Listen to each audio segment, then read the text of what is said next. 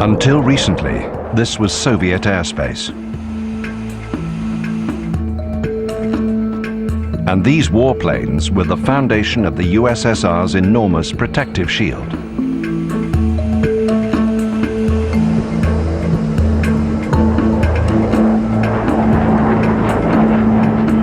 Among these aerobatic jet fighters is the Su-25.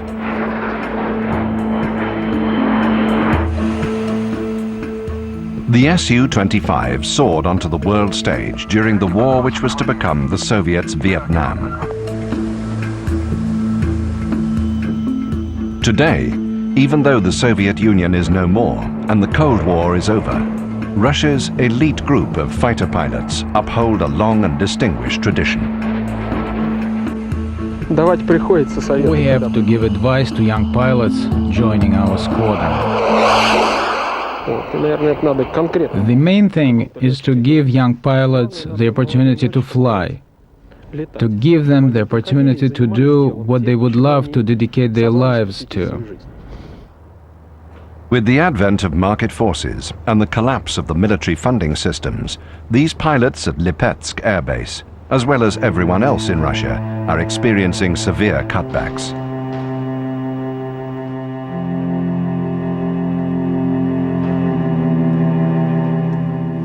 For Sukhoi-25 Squadron Commander Andrei Samotsviet, getting enough flying time for his pilots is a constant challenge.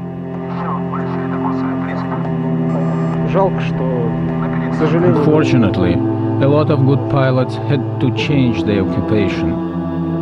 For the Air Force, it was not good.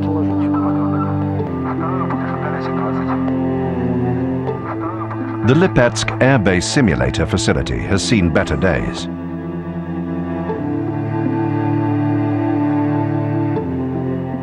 However, bare light bulbs and tattered linoleum have always been the standard here, even in the days of the mighty Soviet Empire.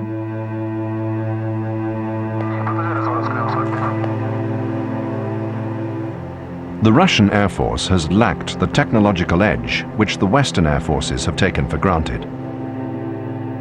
This 1985 model flight simulator is symbolic of the underfunding in the Russian military.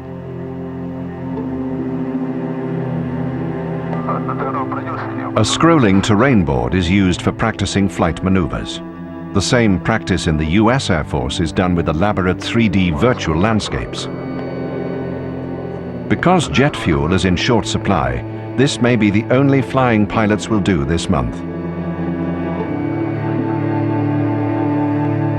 Money is so tight, a mechanic cannot be hired to repair the simulator cockpit's roll, pitch, and yaw motions. We have a whole massive force of people who've been laid off. Half, probably, if not more, maybe 2/3 or 3/4, who are redundant, waiting for this to pick back up. And they will do it for free if they have to. If nothing else, they get lunch. Everything in the Russian Air Force, from personnel to planes, has been affected by massive downsizing. Before 1991, the Soviet Air Force had 20,000 pilots and 13,000 planes. The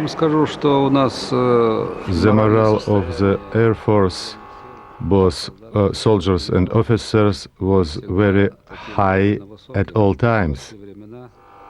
And it was a special additional weapon. It is true that pilots were always considered to be more intelligent. They were always the elite of the armed forces. That is why they are more democratic. They have a different relationship among themselves.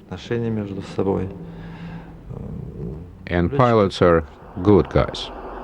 This area, which is this. The largest Western stereotype of the Russian pilot was that he had no independent thought capability. This guy took orders from the ground, listened to a radio, just basically a robot. He was an automatic pilot that was made out of flesh. And he simply was told, turn right to 070 and launch your missile at 25 miles. Well, the biggest surprise for me was these guys weren't like that at all.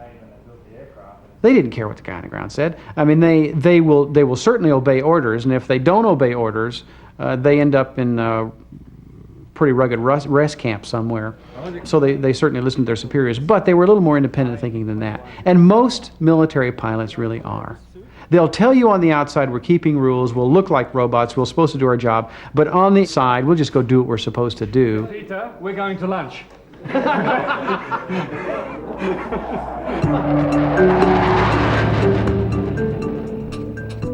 During the Cold War, a Soviet pilot's job would never have included providing joyrides for rich Westerners. Today, the Russian aviation industry is in the midst of a worldwide promotion. Their unusual sales pitch is an opportunity to fly in one of Russia's most impressive jet fighters, the Su-25. Like the American F-16, this fighter interceptor demands attention. The passenger is treated to a once-in-a-lifetime experience as Russian pilots perform acrobatics for the sake of a possible sale. Thrill-seeking Westerners line up for the joyrides at $15,000 each. There have been allegations that these fees disappear into individual pockets rather than where the money is really needed, in the hands of Air Force pilots and technicians. For the man in the cockpit, the joyride provides a double bonus, a chance to show off his own flying skills while getting additional flying time. There is a glamour about this plane, but the true workhorse of the Russian Air Force is the Sukhoi-25, often known in the West by its NATO designation, the Frogfoot.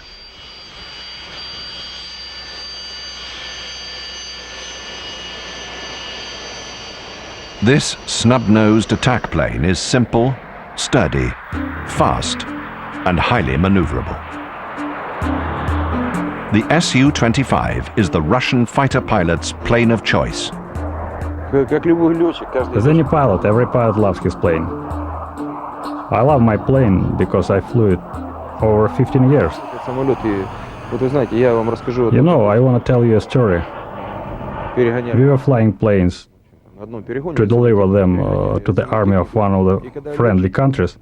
When we arrived, one of the pilots stepped out of his plane and kissed it. This is how we expressed our love of the plane, which gave us so many opportunities and saved our lives so many times. That's why we love them so much. You American pilots fell in love with this plane too. When the Blue Angels visited us and we flew together, we flew F-18s with your pilots. And they flew MiG-29s, Su-27s. I invited them to try the Su-25. Most of them looked at the plane suspiciously. They didn't want to try it. Then we pushed one of their pilots into the plane. When he tried flying it, he liked it very much. He didn't expect this performance from this plane. After that, the American pilots were standing in line to fly it.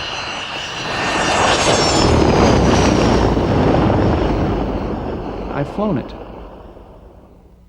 And I was very impressed. I was the first Western pilot to fly the airplane. And the reason? Nobody else wanted to fly it. It's an old Su-25. Same thing about it's an old A-10. Who wants to fly that? Now there's something unique in our country about the A-10. It has an institutional hatred.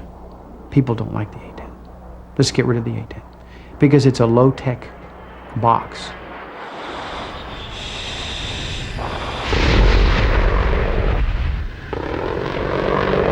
And you don't cram billion-dollar pieces of equipment in it. You cram a man in it with a good gun and some guts and some training, and the airplane survives, just like it did in Desert Storm. The Su-25 is their idea of our A-10. It has a decent 30 millimeter gun, certainly not like the gun in the A-10, but it fires a big round and it'll punch a hole in a tank. It'll carry a lot of weapons on the outside, bombs, rockets. And what's interesting about the SU-25 is, once you punch everything off of it, it will go over Mach 1. The A-10 doesn't even come close. It slows down and stops right around 400 knots. Whereas the SU-25 will go straight through the speed of sound, and it'll turn on a dime at great acceleration.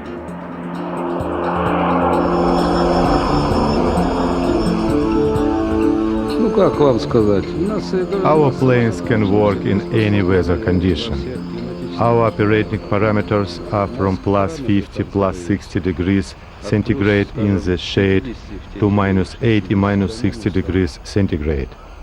This is a wide range of parameters from negative to positive because of the territory of Russia is huge and climate is very different and difficult. Our planes and helicopters are designed to work in any region.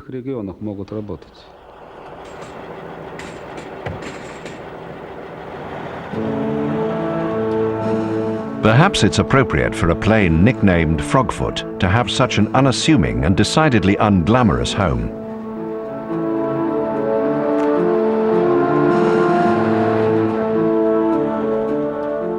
This is the flight line at Lipetsk Air Base, in the windswept steppes of central Russia.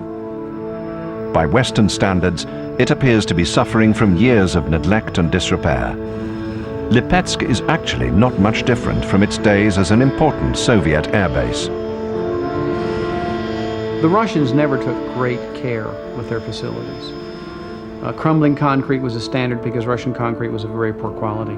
So it would decay on its own, and the rubble would be pushed aside. Since 1991, that reality has been amplified many times over. Now everything is pretty much in a state of rubble. Grass grows everywhere. Our machines aren't like that at all. Ours could not take anything along those lines to speak of, whereas theirs could. Russian equipment was made to operate in those conditions. It was made to operate in crumbling concrete, mud, sand, dirt, all kinds of things that don't starve the machinery of air or fuel. And this was to become self-evident in the disastrous Afghan war.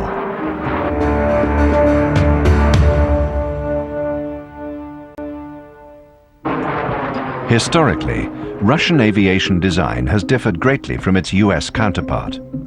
It's often been said that American aviation designers go overboard, sacrificing simplicity for the sake of unneeded high-tech extras. Russian planes reflect Soviet military design policy, both practical and unfussy. Russian airplanes are uncluttered. In this Air Force, the emphasis is on sheer weight of numbers. The intent is to overwhelm the enemy, often at the cost of many pilots. Those who survive will most likely fly the Sukhoi 25. Like the US Air Force A-10, the SU-25 cockpit is a titanium strongbox.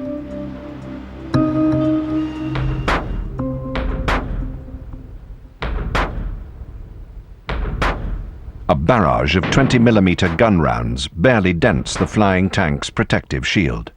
Pilot and plane often escape unscathed. The Su-25 belongs to ground attack aviation. It is a modern flying tank. We find out quickly, once we start a war, we need that kind of in-the-face, knife-fighting type of airplane that will support the guy on the ground quickly, easily, and close. You got to get in close to support somebody. You don't stand off at 20 miles and support the guys on the front line. You got to get in there with a gun and some skill and maybe some night vision goggles and learn how to mix it up at the FIBA, at the forward edge of the battle area. That's what the Su-25 does. And that's why frontal aviation will never get rid of it as long as they've got some money. It's a simple airplane. It's got two MiG-21 engines in it. Reliable, been around for a long time. they can throw them away like cordwood and put more of them in. You can belly it in and jack it up, do a few repairs, and fly it off. It is a rugged, rugged airplane.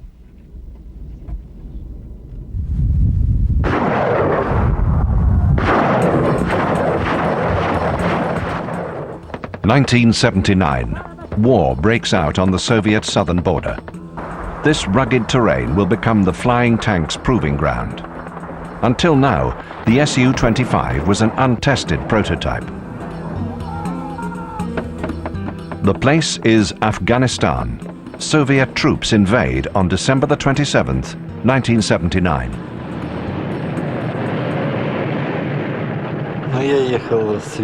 When I went there, I believed that we were helping the Afghans to defend themselves from a foreign aggressor, which the Babrak Karmal regime was fighting. I believed it was a noble cause. The so-called cause was to support the struggling Afghan communist regime.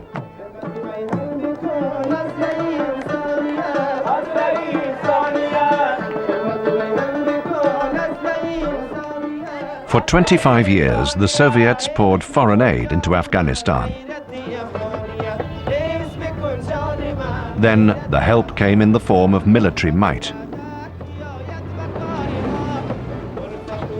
The Kremlin employed its usual strategy, deploying 100,000 troops and almost 5,000 advisors. In other words, to simply overwhelm the Afghan resistance.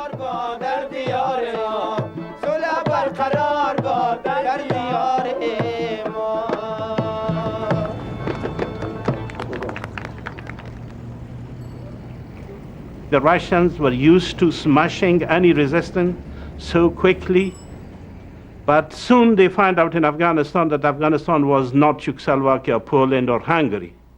Freedom-loving tribesmen have never learned submission. Afghanistan's 7 main tribes have had a history of fighting among themselves long before the Soviets invaded. Yet, the brutal Soviet action served only to unify the 7 tribes. They now rallied together in a shared bitter hatred for the Soviets. I wanted to avenge the deaths of the ones which were close to me and my family, because vengeance in the Afghans is something which has very deep roots. There is an Indian proverb that God saved me from the teeth of the tiger, from the venom of the cobra, and the vengeance of the Afghans. You know, from a pilot's point of view, it's very difficult to describe an enemy which you cannot see. The opposition which we felt and saw when we attacked indicated that the people were defending a definite interest. But what exactly those interests were, we did not know. We felt that they were well-prepared people who knew what they were fighting for.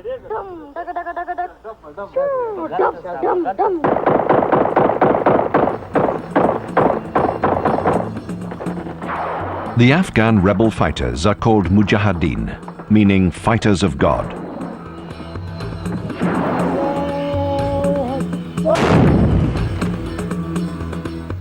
Strengthened with the spirit of a higher calling, these warriors cut through the ranks of the Soviet aggressors.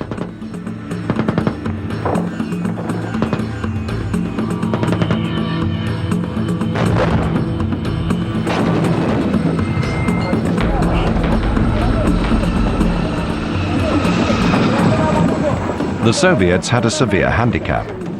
They had long trained for World War III against NATO troops on the open plains of Central Europe.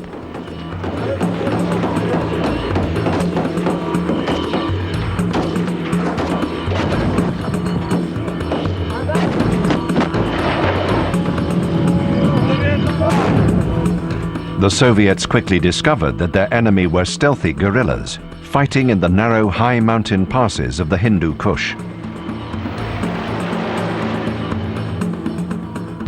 The Soviet ground troops didn't stand a chance. Most conscripts were undertrained and only 18 and 19 years old. By April 1980, it was soon becoming obvious that the troops would need more air support if they had any chance of gaining ground.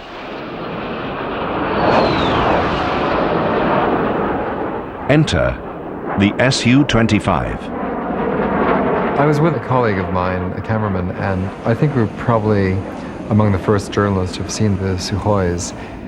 And I'd never come across fighter jets like that. They literally would fly in beneath you in the mountain valleys, and their maneuverability was extraordinary. And from what I gathered from the guerrillas, they were very anxious about the Sukhois. The MiGs tended to come into much higher levels. They would fly over the mountains, and they tended to fly in straighter paths than the Sukhois would. So when the Sukhois first appeared, they apparently were quite effective against the guerrillas, and the guerrillas didn't quite know how to deal with them as well.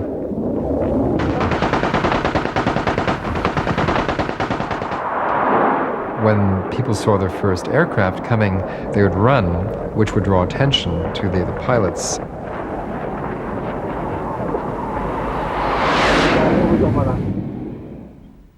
Despite a great technological advantage over the Mujahideen, Soviet by-the-book training and strict combat orders didn't allow for the flexibility required in this guerrilla war.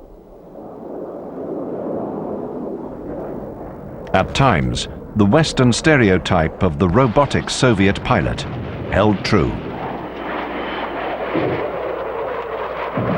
The Soviet pilots had their orders, and they would not waver from these orders. Their order might be to move from point A to point B, and you could have an entire army of guerrillas moving underneath, and they wouldn't go to attack. Also, the Soviets tended to fight a very 9-to-5 war with their pilots. They would come in the morning, and they would stop at midday, and they'd be back at 2 in the afternoon. There was no element of surprise.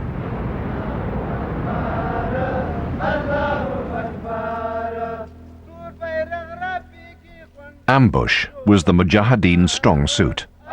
They broke up into small bands and spread out over Afghanistan's vast desert and high mountains.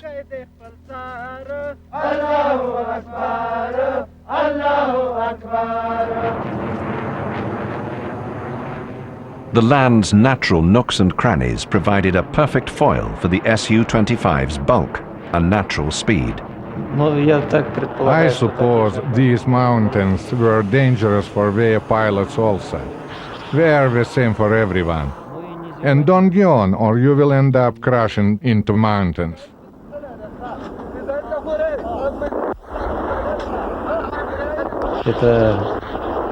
We had to attack from one direction, or let us say from one side of the mountain, and the air defense naturally could expect from which side the attack was coming from.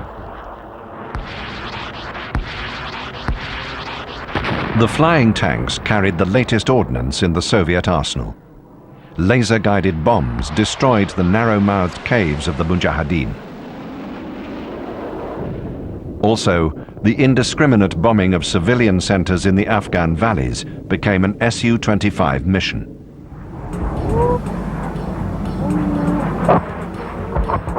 For 25 years, the Soviets helped build a modern infrastructure in one of the world's poorest countries. Now, they set out to destroy it.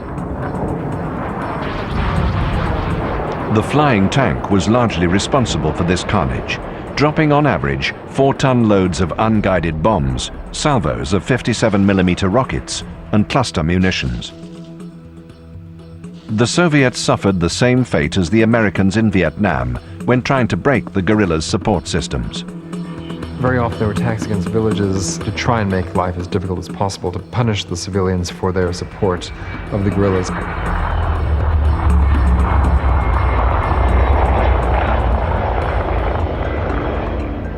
Punishing duty became the order for Soviet pilots.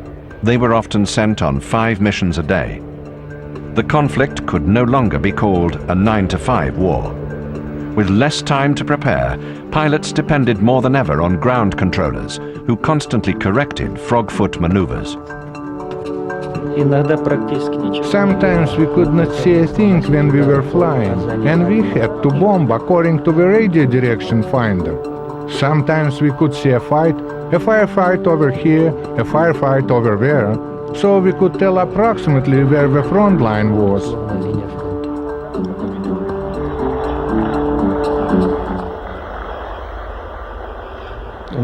I do not have any information that I have ever hit a civilian target, but it is possible. War is war, but I do not know about it. Pilots knew that their bombs could stray anything up to 60 meters.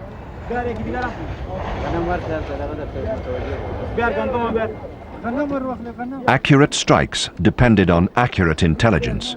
This information was supplied to the Soviet ground forces by local friendly Afghans. But the Soviets quickly learned that the Afghan was an adept guerrilla fighter, and that included using deception. Mistakes were made, but there is also the fact that Afghan military or civilian intelligence or forward observers who were pointing out targets for us were actually pointing out their personal blood enemies. The battle lines were often blurred and uncertain.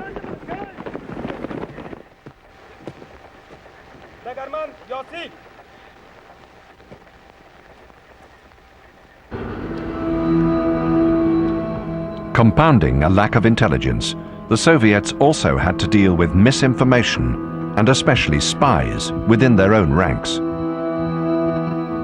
Among them is MiG pilot Major Jalal Wardak. For most of the war, he passed information to the Mujahideen. Then, on the verge of being discovered as a spy, Jalal narrowly escaped to Pakistan in his MiG-21.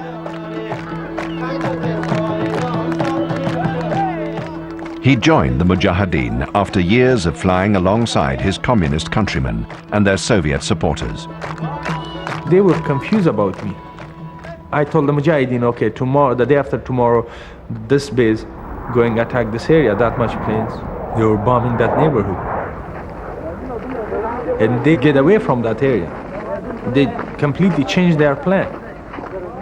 Of course, the Russians, they have intelligence service. When they got a report back from there, how many people dead, they said 2 women, 2 kids, and 3 animals, no gorillas. And they got shocked. They said, gosh, how it's happened like that? When Russian, they were bombing somewhere, and we just see that, destroying the country, destroying the villages, and destroying the buildings and the houses. And we had some feeling, like, we feel bad, you know, like, what's going on, you know, like, and they said, this is the enemy. But we couldn't ask them which enemy. Enemy, that's your enemy, but the country is mine, you know. And I know that's not enemy, that's my brother, that's my blood. That's the person who's fighting for my land. For Jalal Wardak, defecting to the Mujahideen meant sacrificing his flying career. But expelling the Soviets was a cause more important than his chosen occupation. At first, the Mujahideen's best defense against the Soviet jets were leftovers from an earlier war with the British. Mostly, they had British 303 rifles and captured recoilless weapons. Chinese-made heavy anti-aircraft machine guns and handheld Soviet-made missiles became part of the Mujahideen arsenal. These arms were numerous, but not reliable. Eventually, highly mobile Stinger missiles became an essential part of the Mujahideen arsenal.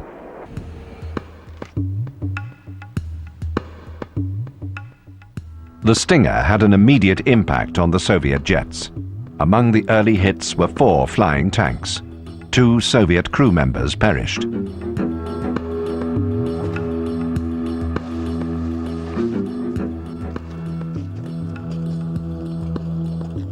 It was hard, but we survived it. It's hard for anyone to lose a close friend. We all became close friends there. It probably had psychological effectiveness The number of Stingers I saw probably 5 or 6, and each one I saw being fired missed. I think the information now, which has come out in recent years, indicates that the Stinger was not really that effective.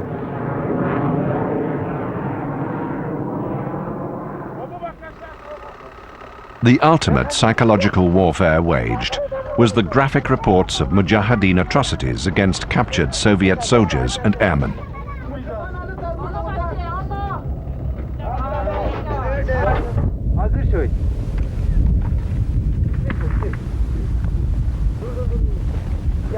At best, the Mujahideen would not give their prisoners water or food. At worst, the captors were inhumane, torturing and killing their prisoners.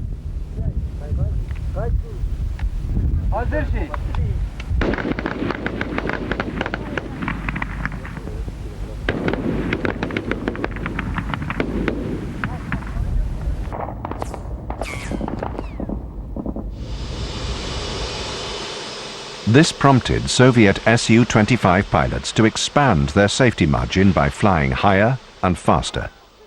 The result was that ground troops became more vulnerable to capture or destruction.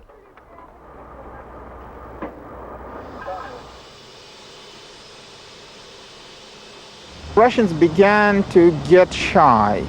They didn't roam the skies. They were all the time looking at their back. The pilots were afraid of being knocked out of the sky. And that's, of course, very bad for an attack pilot. When he begins to think about his own safety, he tends to release his weapons and flee instead of hanging there and attacking, helping the ground troops. And that's, of course, changed the Russian effort, the Russian army, and they began to get less and less effective air support. And that really created a lot of havoc here in Moscow. Everyone began to yell that we need to find something to stop the Stinger. There was lots of billions of rubles, and then billions of rubles were a lot of money, were really poured into developing ways of deflecting Stingers. The Stingers set off alarm bells in Moscow. It was yet another problem plaguing the Soviet war effort. The war had been terribly costly, both in terms of money and lives. Yet, not a single Afghan city outside Kabul fell to communist control. 7 years into the fighting, Afghanistan was referred to as a bleeding wound by Soviet President Mikhail Gorbachev. I will not give much credit to the Soviet Air Force capabilities. They were definitely very accurate, very destructive, and formidable against the civilian targets, especially the village. But against the Mujahideen, since Mujahideens were usually, we were winning because we were dispersed. We were ambiguous. We were elusive. Even though the Afghan rebels didn't regularly take or hold any ground, they did continuously chip away at the Soviet will to stay and fight.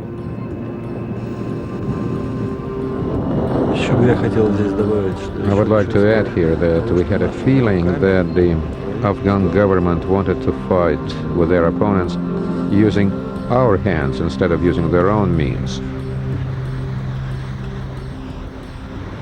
The civil war was like watching a fight between two lovers. A third lover was not needed.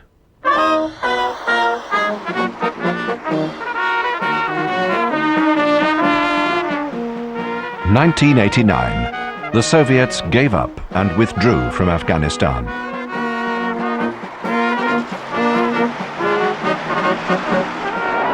In 10 years, they had committed more than 1 million troops and pilots to a war that could not be won.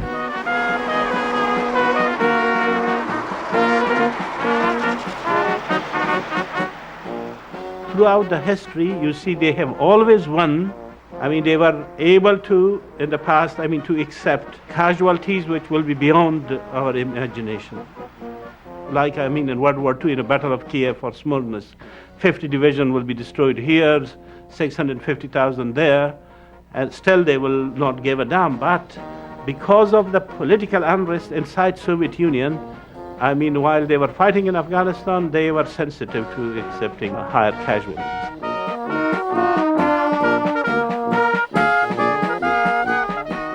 More than 1 million Afghan civilians died in the war. Afghanistan has not yet recovered. Though not wholly responsible, Afghanistan was the beginning of the end for the Soviets. Military and political disintegration followed. By 1991, the communist empire had fallen. However, this disintegration only led to further bloodshed on its borders. The road to independence is paved with much misery and death. War is evil. People who have never been to a war dream about it, play wars.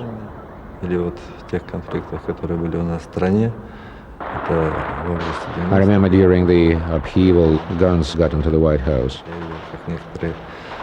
People got excited having weapons in their hands. I put my guns aside. It was nonsense.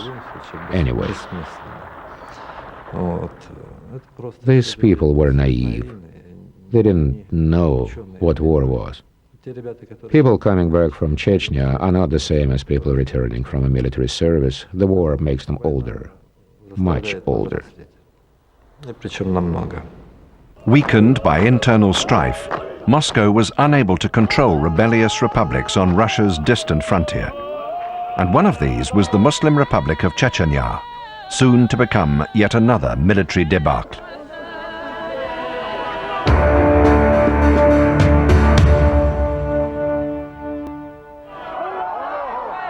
In September 1991, Chechnya tried to secede from Russia, ending nearly 175 long years of Russian domination. At first, Moscow tried financial aid and diplomacy to bring Chechnya back into the fold. It didn't work. In 1994, the Kremlin leadership made a tragic decision.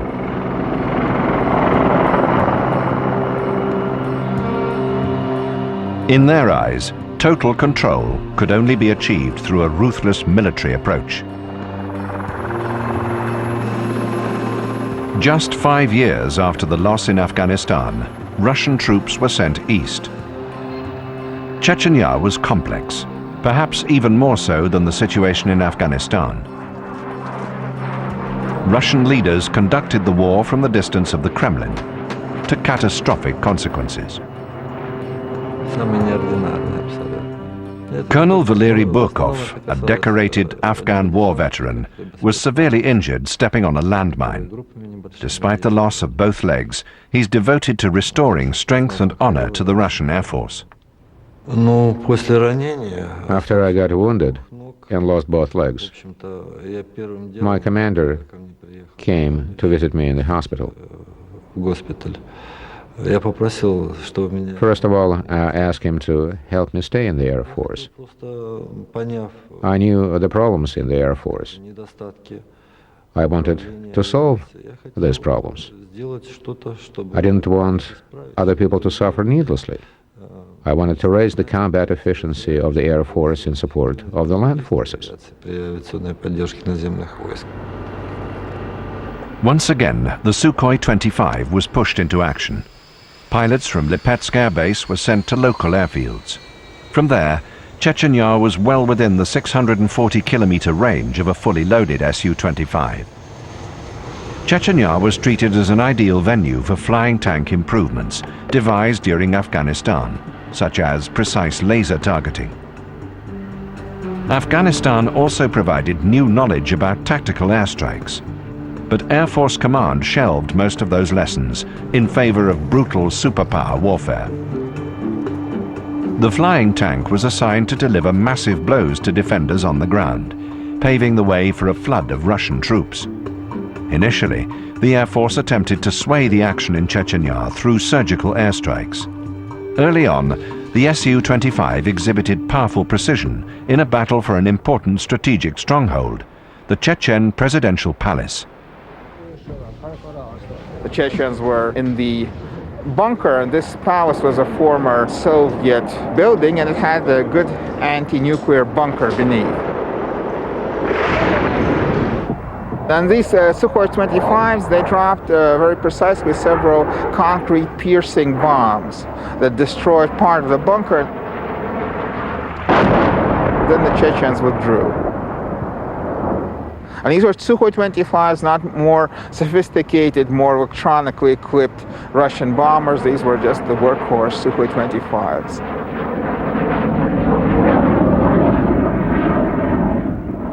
Flying tank missions in support of the ground troops did not go as smoothly. They faced a new, unforgiving foe: the weather. Thick cloud cover rendered the Su-25's laser inoperable. So the Russians resorted to highly inaccurate, widespread bombing. This freed the Chechens to fight as they fought best, in the street. And, like the Afghan Mujahideen, the Chechens proved highly creative with any sort of arm they could acquire. Everything from shotguns to shoulder-held anti-tank weapons. Where they could function, the Su-25s dodged fire from Chechen anti-aircraft guns, which the former Soviet rulers had left behind. This turned out to be the only piece of luck for the flying tank. The Russians managed to divert these weapons. They have a special kind of electronic inbuilt system that doesn't allow Russian soldiers in combat conditions, when they might go wild, to shoot at their own aircraft. And so these weapons, the Chechens didn't manage to reprogram them, and the weapons recognized Russian attacking aircraft as friendly, and they refused to fire. By the 1996 ceasefire agreement, only 2 Su-25s were reported shot down. And while Russian ground troops fared poorly during the conflict, the flying tank was a constant threat to the Chechen fighters.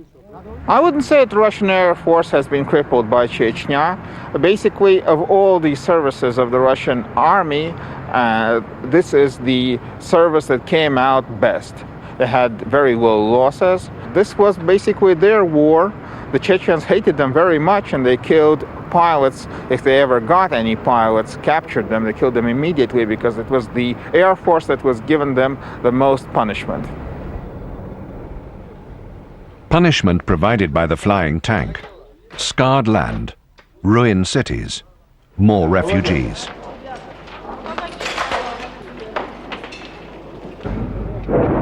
In purely destructive terms, Chechnya, and Afghanistan for that matter, could be described loosely as victories. In truth, the indiscriminate massacre is the result of grossly inaccurate bombing missions.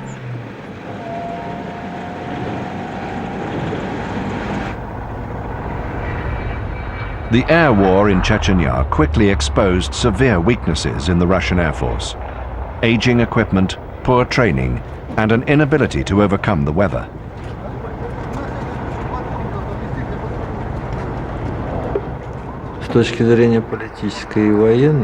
From military and political points of view, we forgot our experience in Afghanistan during the war in Chechnya. We haven't learned much. We are repeating the same mistakes.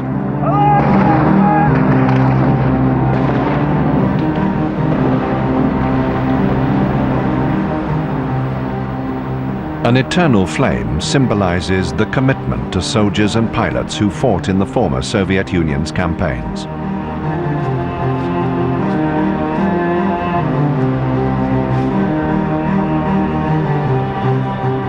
World War II veterans are held in exceptionally high esteem. But Moscow's Red Square has no memorial for those who fought and died in the much more recent wars in Afghanistan and Chechnya. It appears the Russian leadership doesn't want people to remember these conflicts. But the thousands who fought will never forget. We don't have any special privileges. Sometimes in the press and among people, I run across a negative attitude towards the war. I feel very bad when I see it. It was our soldiers' duty.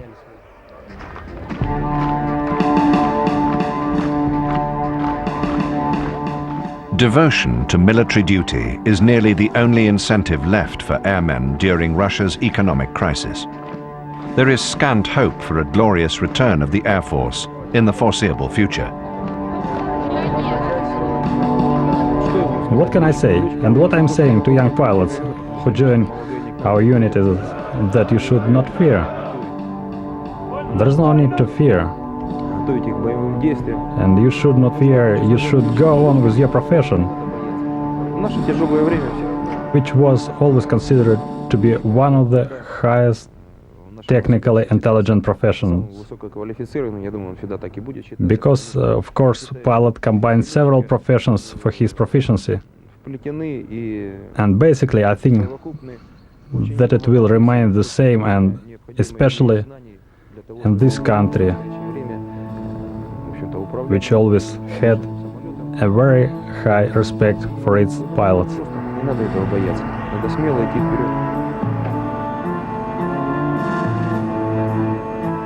In modern Russia, respect for airmen comes at too great a price.